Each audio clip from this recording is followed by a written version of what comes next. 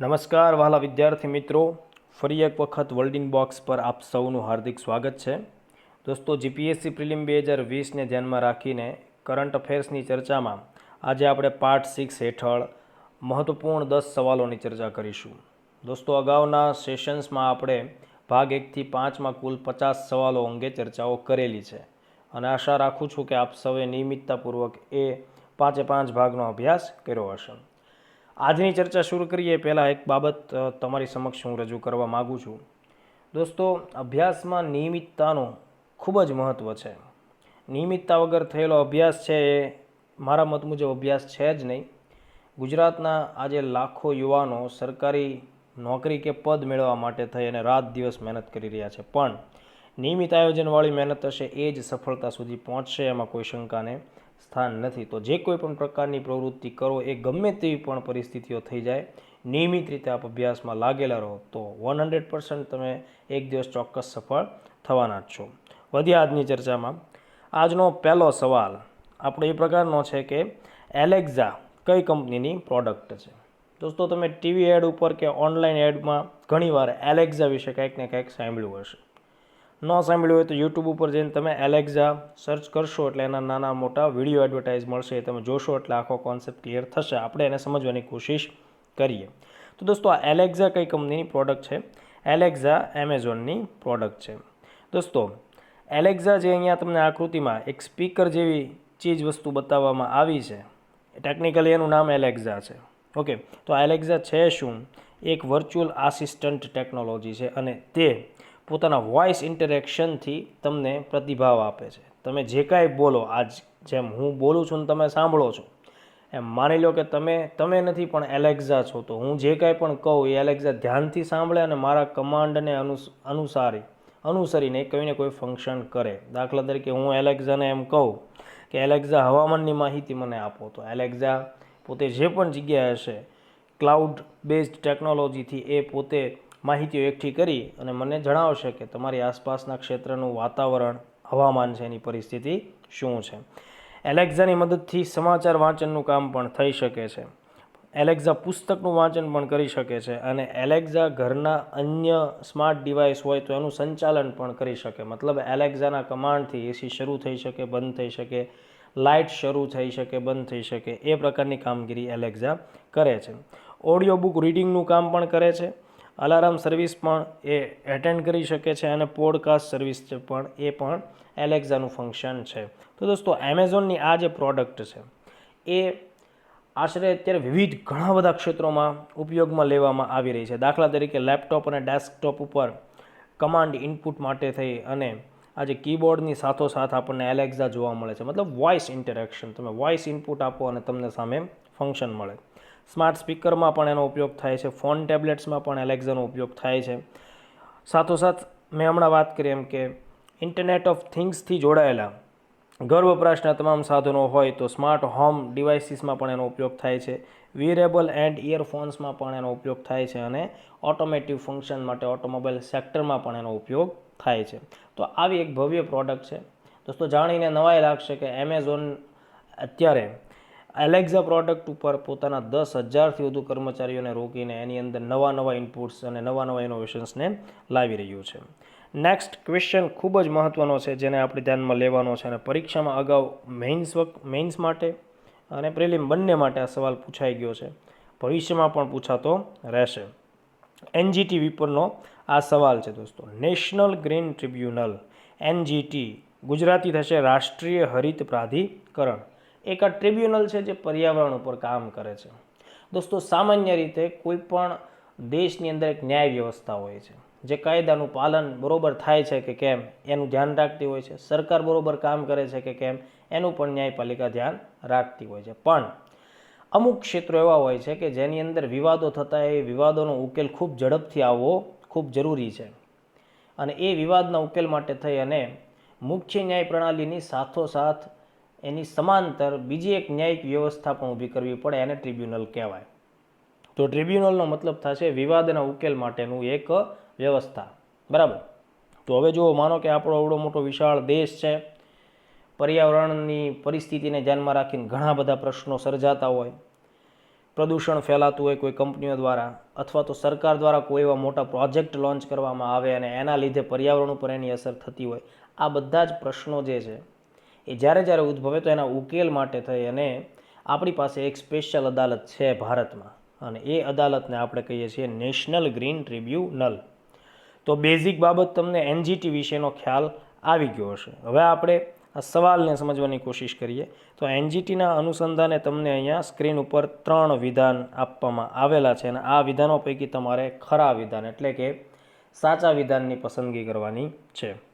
પહેલું વિધાન એમ કે છે દોસ્તો કે એનજીટીની રચના છે એ પર્યાવરણ સંરક્ષણ કાનૂન 1986 મુજબ થઈ છે. બીજું વિધાન એમ કહે છે કે આ પ્રકારનું વિશેષ પર્યાવરણ ન્યાયાધિકરણ એટલે કે આવી ટ્રિબ્યુનલ સ્થાપનારો ભારત વિશ્વનો પહેલો દેશ બન્યો છે. ત્રીજું વિધાન એમ કહે છે કે એનજીટી છે એની કામગીરી નાગરિક પ્રક્રિયા સંહિતા એટલે કે કોડ ઓફ સિવિલ પ્રોસિજર 1908માં દર્શાવેલી ન્યાયિક પ્રક્રિયાના પાલન માટે એનજીટી બાધ્ય નથી. બરાબર, આ 3 વિધાનો પૈકી સાચો જવાબ છે માત્ર ઓપ્શન બી એટલે કે માત્ર વિધાન 3. મતલબ કે એનજીટી નાગરિક પ્રક્રિયા સંહિતા 1908ની જે કોઈ પ્રણાલી દર્શાવી છે એ પ્રણાલી મુજબ કામ કરવા માટે બંધન કરતા નથી. હવે આપણે આને થોડુંક ડિટેલમાં સમજવાની કોશિશ કરીએ. દોસ્તો, એનજીટીની સ્થાપના છે ને એક સ્પેશિયલ એક્ટથી થઈ છે અને એ સ્પેશિયલ એક્ટ છે નેશનલ ગ્રીન ટ્રિબ્યુનલ એક્ટ 2010. આ એક્ટ મુજબ એનજીટીની રચના છે એ 18 ઓક્ટોબર 2010ના રોજ થઈ. બીજું, આ પ્રકારે પર્યાવરણ માટે એક સ્પેશિયલ અદાલત એટલે કે ટ્રિબ્યુનલ સ્થાપનારો ભારત વિશ્વનો પહેલો દેશ નથી. અગાઉ ઓસ્ટ્રેલિયા અને ન્યૂઝીલેન્ડ આ પ્રકારની અદાલતો સ્થાપી ચૂક્યા છે. એટલે કે ભારતનો ક્રમ છે એ આ પ્રકારનું પગલું લેવામાં કેટલામું બને છે? 3જું બને છે. ઓકે. બીજું, એનજીટી છે ને એનું મુખ્યાલય દિલ્હી ખાતે આવેલું છે અને બીજું અન્ય 4 જગ્યાએ તેના નાના નાના કાર્યક્ષેત્રો એટલે કે તેને આપણે એમ કે ક્ષેત્રીય કાર્યાલયો કહી શકીએ એ આવેલા છે. તો ફરીથી કહું છું, મુખ્યાલય દિલ્હીમાં છે અને ક્ષેત્રીય કાર્યાલયો ક્યાં આવેલા છે એની વાત કરીએ તો એક છે ભોપાલમાં, બીજું છે પુણે, ત્રીજું છે કોલકાતા અને ચોથું છે ચેન્નઈ. દોસ્તો, જ્યારે પણ એનજીટીની સમક્ષ કોઈ પર્યાવરણીય મુદ્દે કોઈ વિવાદ રજૂ થયો હોય, બરાબર, કોઈ પ્રશ્ન રજૂ કરવામાં આવે તો એનજીટી ફરજિયાત એણે 6 મહિનામાં તેનો ઉકેલ આપવો પડે. આ એનું કાયદાકીય બંધન કરતા બાબત છે. હવે આપણે એનજીટીની રચના વિશે થોડી માહિતી મેળવીએ તો એનજીટીની રચનામાં એક ચેરપર્સન હોય છે અને અન્ય 10 જ્યુડિશિયલ મેમ્બર અને 10 એક્સપર્ટ મેમ્બર હોય છે. ચેરપર્સન છે એની નિમણૂક ન્યાયિક ક્ષેત્રમાંથી જ થાય છે. મોટાભાગે સુપ્રીમ કોર્ટના નિવૃત્ત જજ હોય તેમની નિમણૂક ચેરપર્સન તરીકે થાય છે. ચેરપર્સનની નિમણૂક કેન્દ્ર સરકાર દ્વારા થાય છે. કેન્દ્ર સરકાર આ નિમણૂક કરતી વખતે સુપ્રીમ કોર્ટના મુખ્ય જજ છે તેની સાથે સલાહ કરતા હોય છે. બીજું, જ્યુડિશિયલ મેમ્બર્સ વિશે આપ જાણતા હો, જ્યુડિશિયલ મેમ્બર ન્યાય પ્રણાલી સાથે સંકળાયેલા હોય છે, જ્યારે એક્સપર્ટ મેમ્બરશીપ પર્યાવરણ ક્ષેત્ર સાથે સંકળાયેલા હશે. ઓકે, આ બધાનો કાર્યકાળ છે 5 વર્ષનો હોય છે. વર્તમાન સમયમાં એનજીટીના ચેરપર્સન કોણ છે? જસ્ટિસ આદર્શ કુમાર ગોયલ. દોસ્તો, જ્યારે એનજીટીની રચના થઈ હતી 2010માં ત્યારે તેના પ્રથમ ચેરપર્સન હતા જસ્ટિસ સ્વાતંત્ર કુમાર.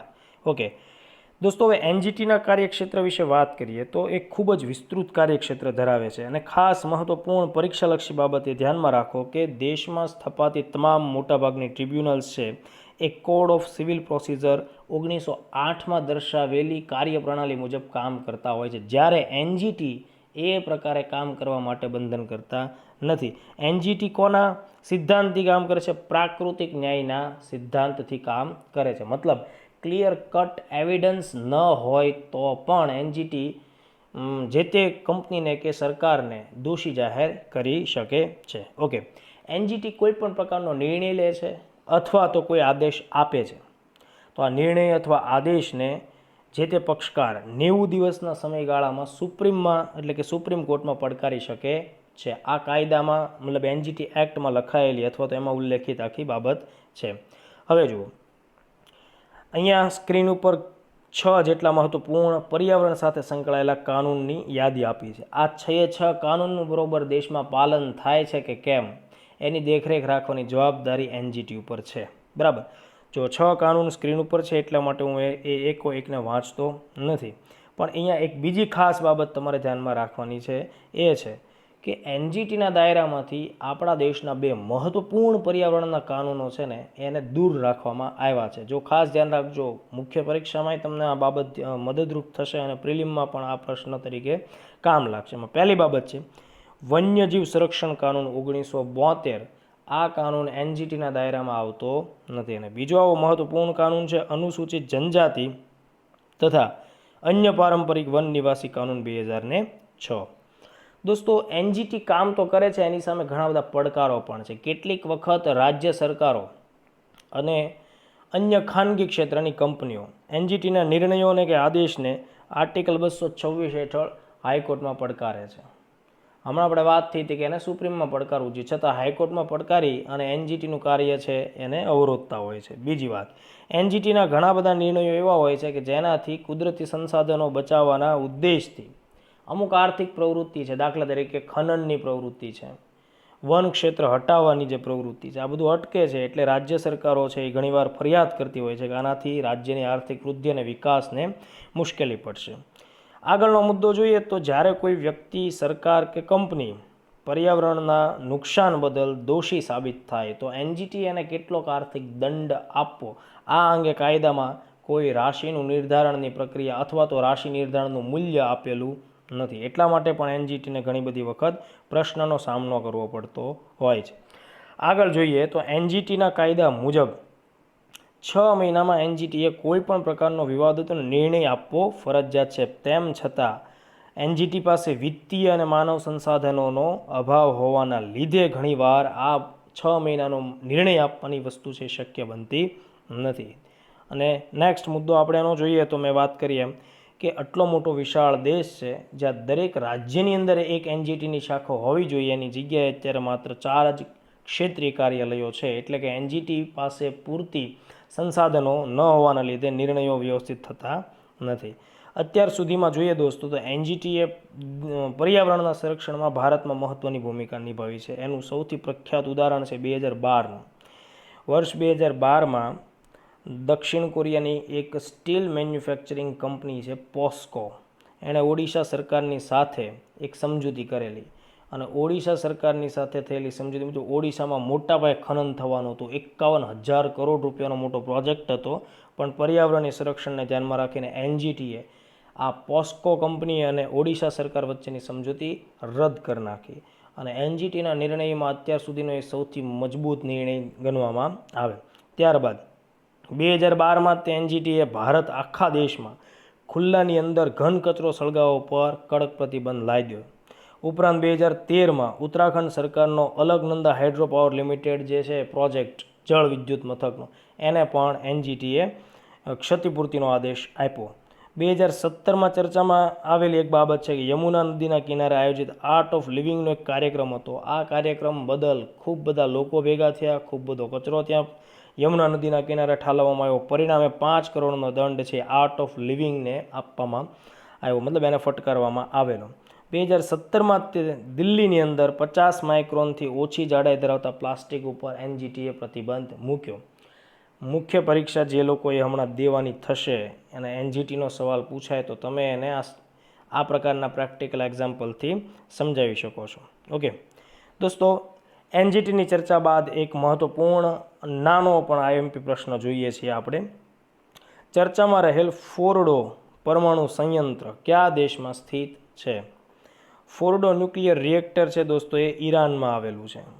ચર્ચામાં એટલા માટે છે કે ઈરાન ઉપર વિશ્વની 5 મહાસત્તા એટલે કે P5 કન્ટ્રીઝે પ્રતિબંધો લગાડ્યા, એમ છતાંય તે ઈરાને પોતાનો પરમાણુ કાર્યક્રમ અટકાવ્યો નથી અને તેને ફોર્ડો પરમાણુ સંયંત્ર એટલે કે ફોર્ડો એનું ક્ષેત્ર છે, એની અંદર યુરેનિયમ સંવર્ધનની એની એક ફેસિલિટી આવેલી છે, તો ત્યાં એણે કામગીરી શરૂ રાખી હતી. બરાબર.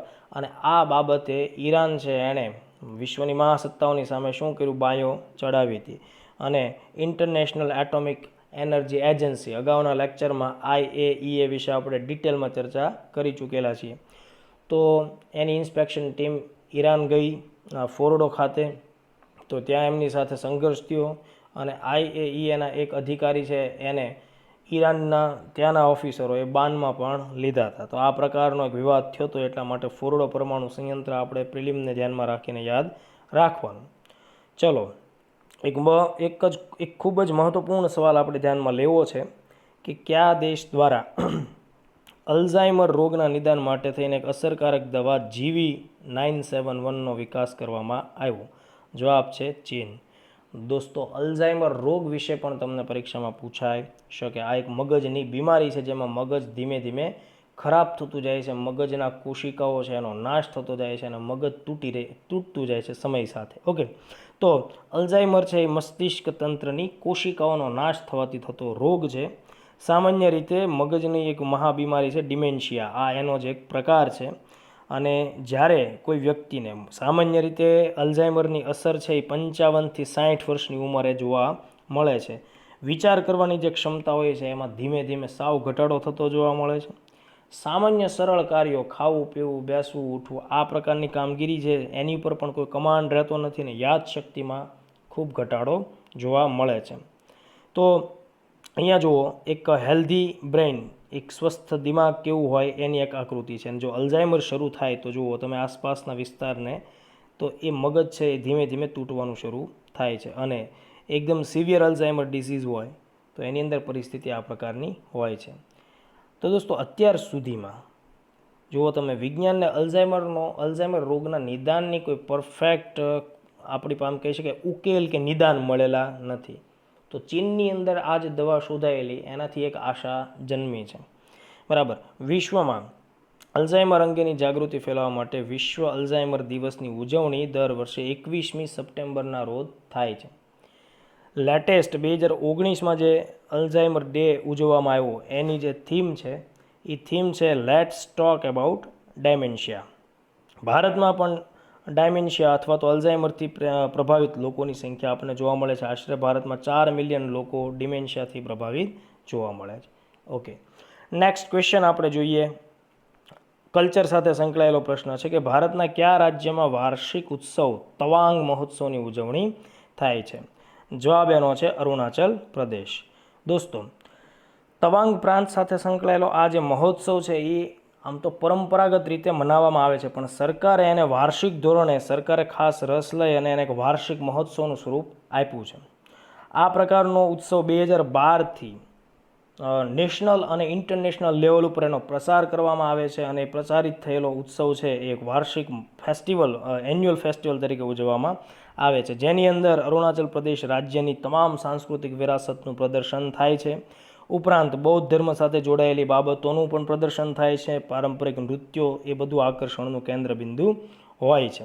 આ આખો ઉત્સવ છે ને એ એક ધાર્મિક પરંપરા સેબંગથી શરૂ થાય છે, જેની અંદર તવાંગ મઠમાંથી અનુયાયીઓ, બૌદ્ધ અનુયાયીઓ છે, એક વિશાળ રેલી કાઢીને તવાંગ શહેર સુધી આવતા હોય છે અને ત્યાં આ આખો ઉત્સવ શરૂ કરાવતા હોય છે. આ જે એમની જે રેલી છે એનું નામ છે સેબંગ. અહીંયા યાક નૃત્ય અને અજીલામુ નૃત્ય ખૂબ જ પ્રખ્યાત હોય છે. અહીંયા અજીલામુ નૃત્ય છે એની ઇમેજ બતાવવામાં આવી છે અને અહીંયા યાક નૃત્ય છે એની ઇમેજ બતાવવામાં આવી છે. ત્યારબાદનો બીજો એક મહત્વપૂર્ણ પ્રશ્ન આપણે જોવાનો છે. આફ્રિકી સ્વાઇન ફીવર એક રોગ છે. આફ્રિકી સ્વાઇન ફીવરથી પ્રભાવી રીતે કયું પ્રાણી સંક્રમિત થાય છે? 4 ઓપ્શન છે. જવાબ છે એમાંથી સુવર. દોસ્તો, અહીંયા ભારતના ન હોય એવા સુવર તમને બતાવવામાં આવેલા છે. જો લોકડાઉનની પરિસ્થિતિ છે ને એ દરમિયાન આપણા બધાનું ફોકસ કોરોના ઉપર હતું અને હજી પણ છે, પણ મે મહિનાની અંદર જ તે આ આફ્રિકી સ્વાઇન ફીવર છે એની અસર આસામ અને અરુણાચલ પ્રદેશમાં જોવા મળી. તો ઘણા બધા અખબારોએ આ વાતની ખાસ નોંધ પણ લીધી છે. તો આફ્રિકી સ્વાઇન ફીવર એક ગંભીર સંક્રમક રોગ છે અને સૌથી વધુ એ પ્રભાવિત કોને કરે છે? સુવરને. એ પાળેલા સુવર હોય અથવા તો જંગલી ભૂંડ હોય, તો એ બધા પ્રકારના સુવરને આ ગંભીર રીતે પ્રભાવી રીતે અસર કરે છે. તમને જાણો કે જે રીતે કોરોના છે ને એ પણ ચીનમાંથી આવ્યો, એવી રીતે આ આફ્રિકી સ્વાઇન ફીવર છે એ પણ ભારતની અંદર ક્યાંથી આવે છે? ચીનમાંથી જ આવે છે. યુનાઇટેડ નેશનની સંસ્થા છે ફૂડ એન્ડ એગ્રીકલ્ચર ઓર્ગેનાઇઝેશન, એના એક રિપોર્ટ મુજબ એણે FAO સંસ્થાએ કીધું કે ઓગસ્ટ 2018માં આ જે આફ્રિકી સ્વાઇન ફીવરનો વાયરસ છે એ ચીનમાં બહુ મોટા પાયે ફેલાણો હતો અને એનાથી લાખો ભૂંડ ઉપર એની અસર થઈ હતી. ભારતમાં મે 2020માં આપણને ASFની અસર જોવા મળે. સૌથી વધુ ક્યાં? અસમમાં અને અરુણાચલ પ્રદેશની અંદર. ઓકે, એટલે આ ખાસ મુદ્દો આપણે ધ્યાનમાં રાખવાનો થાય છે. બીજું, પ્રાણીઓને જ્યારે કોઈ પણ પ્રકારની બીમારી લાગુ થાય તો આ પ્રકારની બીમારી ઉપર સંશોધન કરવા માટે ભારત સરકારની એક સંસ્થા કામ કરે છે. આ ખાસ ધ્યાનમાં રાખજો. એનું નામ છે the national institute of high security animal disease, NIHSAD, Bhopal ખાતે આવેલી છે. ઓકે, નેક્સ્ટ ખૂબ એક મહત્વપૂર્ણ સવાલ છે, એને આપણે જોવાનો છે. ક્વેશ્ચન છે કે ભારત સરકારે જનરેશન અનલિમિટેડ એટલે કે JNU સાથે ભાગીદારી કરીને ભારતમાં કઈ પહેલનો આરંભ કર્યો છે? દોસ્તો, જવાબ છે યુવાનોને ધ્યાનમાં રાખીને એના શિક્ષણને અને એની તાલીમને અને ભવિષ્યમાં એના રોજગારની તકો ઊભી કરવા માટે થઈ અને યુનાઇટેડ નેશન દ્વારા જનરેશન અનલિમિટેડ નામની એક પહેલની શરૂઆત થઈ છે. અને જનરેશન અનલિમિટેડ પહેલ છે એ યુનિસેફ કે જે યુનાઇટેડ નેશનની એક પેટા સંસ્થા છે એની મૂળ આ પહેલ છે. અને આ પહેલ અંતર્ગત ભારતની અંદર યુવા પહેલ શરૂ થઈ છે. ઓકે, તો જનરેશન અનલિમિટેડ શું છે? JNU તો પૂછાય તો કહેવાનું વૈશ્વિક પહેલ છે જે વિવિધ ક્ષેત્રની અંદર આંતરરાષ્ટ્રીય ભાગીદારી ભેગી કરે છે. આ પહેલ યુનિસેફ દ્વારા સંચાલિત થાય છે. આ પહેલનો ઉદ્દેશ છે કે ભાઈ વિશ્વ આખામાં 10 થી 24 વર્ષના જે લોકો છે, વય જૂથના લોકો, એને પ્રોપર શિક્ષણ મળે, શિક્ષણને અનુરૂપ એને તાલીમ મળે અને એ તાલીમને અનુરૂપ એને યોગ્ય રોજગારના લાભ મળે. આ 3 બાબતને આપણે અહીંયા આ જનરેશન અનલિમિટેડ સાથે જોડીને જોવાની છે. આ JNU પહેલ 2018થી શરૂ થઈ. તો યુનાઇટેડ નેશન સાથે સંકળાયેલા 193 દેશો પોતપોતાના દેશમાં અલગ અલગ નામથી JNUની પહેલ છે એ લાગુ કરશે. ભારતની અંદર આ પહેલનું શું નામ રાખવામાં આવ્યું છે? યુવા. અને એના 3 ક્ષેત્રો છે: શિક્ષણ, તાલીમ અને રોજગારના લાભો. સાથે અહીંયા યુનિસેફની આપણે વાત કરી તો યુનિસેફ વિશે થોડી વાત કરી લઈએ. યુનિસેફનું પૂરું નામ થાય યુનાઇટેડ નેશન ચિલ્ડ્રન્સ ફંડ. કેટલીક જગ્યાએ તમને એનું પૂરું નામ આ પ્રકારનું પણ જોવા મળશે કે United Nation International Children's Emergency Fund, જેની સ્થાપના 11 ડિસેમ્બર 1946 એટલે કે 1946માં થઈ હતી. વડું મથક એનું છે ન્યૂયોર્ક. દોસ્તો, યુનિસેફનો મૂળ ઉદ્દેશ એ છે all children have a right to survive, thrive and fulfil their potential to the benefit of a better world. કે આ વિશ્વના ભલા માટે, કે આ સારા વિશ્વ માટે અહીંયા જન્મતા દરેક બાળકને પોતાનો અસ્તિત્વ ટકાવી રાખવા માટે અને પોતાની પ્રતિભાઓને ખીલવવાનો પૂરો અધિકાર છે. ત્યારબાદનો પ્રશ્ન જોઈએ દોસ્તો. આ પ્રશ્ન પણ નોર્થ ઇસ્ટના સ્ટેટ સાથે સંકળાયેલો છે અને પર્યાવરણ સાથે સંકળાયેલો છે. એટાલિન જળ વિદ્યુત પ્રોજેક્ટ કયા રાજ્ય સાથે સંકળાયેલો છે? અગેન જવાબ આવશે અરુણાચલ પ્રદેશ. દોસ્તો, આ એટાલિન જળ વિદ્યુત મથક માટેની એક બેઝિક ઇમેજ છે. ચર્ચામાં એટલા માટે છે કે ફોરેસ્ટ એડવાઇઝરી કમિટી, જો એક બહુ જ ધ્યાન રાખવા જેવી બાબત છે, મહત્વપૂર્ણ સંસ્થા છે forest advisory committee.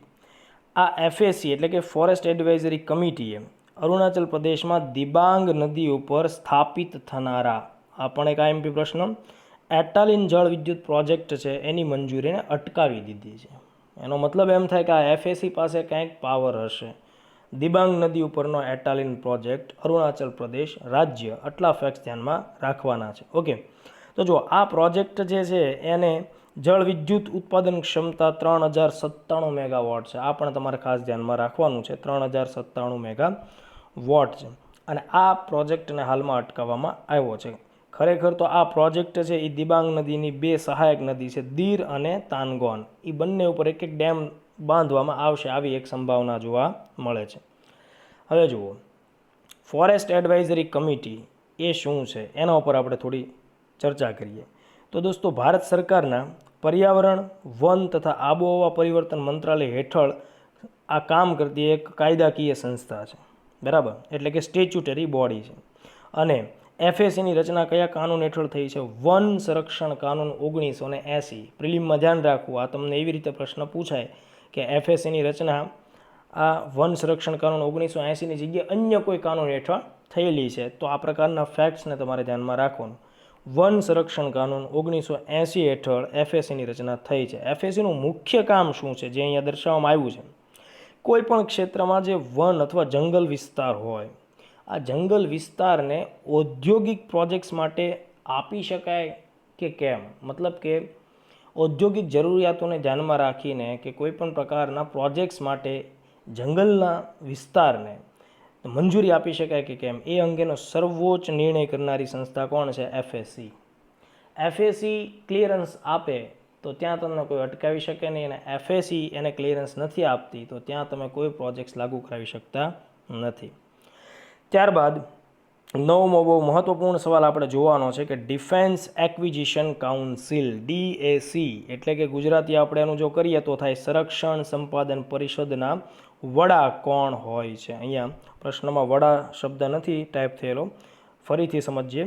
Defence acquisition council, સંરક્ષણ સંપાદન પરિષદના વડા કોણ હોય છે? દોસ્તો, ડિફેન્સ એક્વિઝિશન કાઉન્સિલ છે ને, એ આપણા દેશની અંદર સેનાની ત્રણેય પાંખ એટલે કે આર્મી, નેવલ અને એરફોર્સ, અને જેટલી પણ કોસ્ટલ ગાર્ડ સર્વિસ છે એટલે કે તટીય રક્ષક બળ, આ બધાને જે કોઈ પ્રકારના સાધનો ટેકનોલોજીની જરૂરિયાત હોય, બરાબર, તો એ બહારથી ખરીદવા પડતા હોય, તો આ અંગેનો નિર્ણય કરવા માટે થઈને આપણી પાસે એક વ્યવસ્થા છે, ડિફેન્સ એક્વિઝિશન કાઉન્સિલ.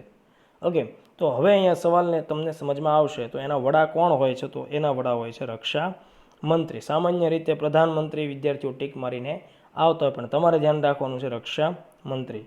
દોસ્તો, તો મેં તમને વાત કરી મુજબ કે સંરક્ષણ મંત્રાલય અંતર્ગત DAC આવે છે, ડિફેન્સ એક્વિઝિશન કાઉન્સિલ, અને એ ભારતની ત્રણેય સેવાઓ સ્થળ, જળ અને વાયુ તથા ઇન્ડિયન કોસ્ટગાર્ડ માટે નવી કોઈ પણ નીતિઓ એટલે કે પોલિસી લાગુ કરવી, તેમજ અલગ અલગ સંસાધનો ખરીદવા, તો ક્યાંથી ખરીદવા, કેવી રીતે ખરીદવા, કયા ભાવે ખરીદવા, આ બધા અંગેનો ફાઇનલ ડિસિઝન છે, સર્વોચ્ચ નિર્ણય કોણ કરે છે? DAC. સંરક્ષણ મંત્રી DACના અધ્યક્ષ હોય છે એટલે કે રક્ષા મંત્રી, બરાબર. આ પ્રકારની DACની રચના થવી જોઈએ, આવી બાબત આપણે ધ્યાનમાં કેમ આવી? તો કારગિલ લડાઈ 1999ની અંદર જે કાંઈ પ્રકારના આપણને અનુભવ થયા એને ધ્યાનમાં રાખીને વાજપેયી સરકારે 2001માં DACની રચના કરી હતી. ઓકે, બીજું અહીંયા ડિફેન્સ સાથે સંકળાયેલું એક ફેક્ટ છે જે હું સાથોસાથ જોડી દઉં છું. સંરક્ષણ મંત્રાલયની એક થિંક ટેન્ક ઇન્સ્ટિટ્યૂટ છે, મતલબ કે જે સંરક્ષણ મંત્રાલયને આગામી સમય માટેના નવા વિચારો આપતી હોય છે, એ સંસ્થા છે the Institute for defence studies and Analysis, IDSA. આનું નામ બદલી નાખવામાં આવ્યું અને ભૂતપૂર્વ રક્ષામંત્રી હતા સ્વર્ગીય મનોહર પર્રિકરના નામ ઉપરથી આ સંસ્થા રાખવામાં આવી. મતલબ કે હવે એનું નામ થશે કે Manohar Parrikar institute for defence studies and analysis. Okay, આજનો આપણો લાસ્ટ એટલે છેલ્લો ક્વેશ્ચન આપણે જોઈએ. વર્લ્ડ સિટીઝ ડેઝની ઉજવણી ક્યારે થાય છે? વિશ્વ શહેર દિવસ કઈ તારીખે મનાવવામાં આવે છે? 31મી ઓક્ટોબર. દોસ્તો, યુનાઇટેડ નેશન દ્વારા શહેરીકરણને પ્રોત્સાહન આપવાના ઉદ્દેશથી 2013માં એક નિર્ણય લેવામાં આવ્યો કે આપણે વર્લ્ડ સિટી ડેની ઉજવણી કરીએ. તો 31 ઓક્ટોબરને દર વર્ષે વિશ્વ શહેર દિવસ અથવા વર્લ્ડ સિટી ડે તરીકે ઓળખવામાં આવે છે. એની જનરલ થીમ છે બેટર સિટી બેટર લાઈફ.